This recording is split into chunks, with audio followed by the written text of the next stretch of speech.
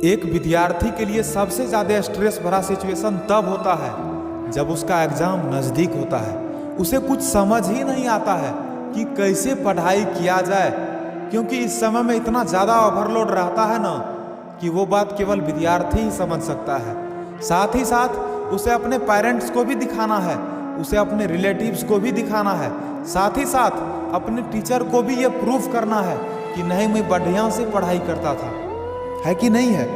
ये सब तो रहता ही है, लेकिन अब बात यह है कि कैसे सही से पढ़ाई किया जाए। तो इस वीडियो में आपको हम वही बताएंगे।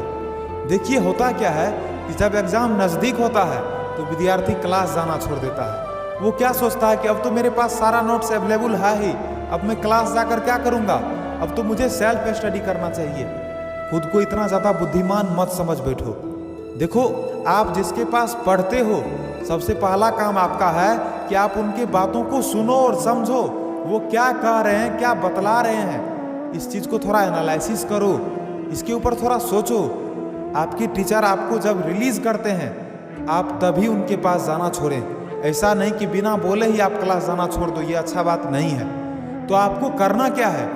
इस समय में विद्यार्थियों के मन में क्या चलता है कि बहुत ज़्यादा पढ़ना पड़ेगा, लेकिन जान लीजिए बहुत ज़्यादा पढ़ने की आवश्यकता नहीं है।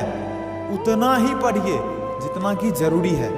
होता क्या है कि आपको कभी कभी गाना सुनने का मन होता है और आप गाना नहीं सुनते हैं, या फिर गाना सुनते हैं तो आपको पछतावा होता है, ओह यार, मैंने टाइम बर्बाद कर दिया। नहीं नहीं नहीं, आपने टाइम बर्बाद नहीं किया।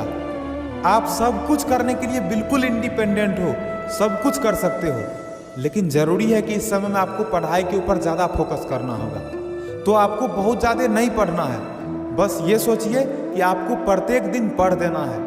एक टारगेट लीजिए इस टाइम में। एग्ज़ाम के समय में आपको एक रूटीन ज़रूर बनाना चाहिए कि मुझे इस चीज़ के ऊपर ज़्यादा फोकस करना है। आपका जो चीज़ कमज़ोर है उसके ऊपर थोड़ा ज़्यादा आप ध्यान दीजिए। और है क्या कि सुबह का रूटीन आपको बहुत ज़्यादा अफेक्टेड करता है। यदि आपका सुबह का रूटीन खराब है तो कहीं ना कहीं ये आपकी पढ़ाई के ऊपर भी अफेक्ट करेगा। तो सुबह में मैं बहुत ज़्यादा सवेर जगने के लिए नहीं कह रहा हूँ, लेकिन हाँ, ज़्यादा लेट से भी नहीं जगना है। जगिए, फ्रेश होकर के थोड़ा नाश्ता कीजिए और उसके बाद पढ़ाई कीजिए। बहुत ज़्यादा नहीं पढ़ना है। मैं जो आपको जो रियल बात बतला रहा हूँ, रियल बात ये है कि आपको बहुत ज़्यादा पढ़ने की ज़रूरत नहीं है, बस उतना ही पढ़ना है जितना कि ज़रूरी है। और आपको क्लास तब तक करना है जब तक कि आपके टीचर आपको मना ना कर दें, समझ गए? और आपके पास जो भी नोट्स है उस नोट्स को आप बार बार देखते रहिए। विद्यार्थी करते क्या है कि जो पॉइंट उनको लगता है कि नहीं, ये छोटा सा सिंपल सा पॉइंट है, वो उसको नहीं देखते हैं। फिर एग्ज़ाम में जाकर के उनको उसमें क्या होता है, कन्फ्यूजन हो जाता है। तो आप छोटे से छोटे पॉइंट्स को भी देखिए और जो भी लॉन्ग क्वेश्चंस हैं आप उनको भी देखिए। तो एग्ज़ाम में जाने से पहले घबराना नहीं है, और यदि आपका एग्ज़ाम निकट है तो घबराना नहीं है। बस धैर्य बना करके पढ़ाई कीजिए, रोज़ पढ़िए, टाइम बर्बाद नहीं करना है, क्योंकि एग्ज़ाम आपका निकट है। और यदि एग्ज़ाम आपका निकट है तो आपका सबसे ज़्यादा जो इम्पोर्टेंट वर्क है वो है आपका पढ़ाई करना।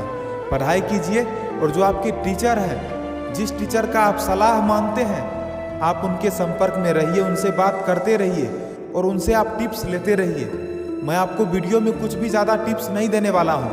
मैं आपको बस ये बतलाने के लिए आया हूँ कि ज़्यादा पढ़ना नहीं है, बस उतना ही पढ़ना है जितना ज़रूरी है। स्ट्रेस में आकर के पढ़ाई नहीं करना है। यदि आप स्ट्रेस में आकर के पढ़ाई करोगे तो फिर आपका पढ़ाई नहीं हो पाएगा। फोकस कीजिए अपने काम के ऊपर, और ये मत सोचिए कि मुझे गार्जियन को दिखाना है, अपने टीचर को दिखाना है, अपने रिलेटिव्स को दिखाना है। अच्छा रिजल्ट लाने के लिए आपको मेहनत करना पड़ेगा, सोचने से अच्छा रिजल्ट नहीं आएगा। इसीलिए अभी के बाद से पढ़ाई कीजिए और जम के पढ़ाई कीजिए।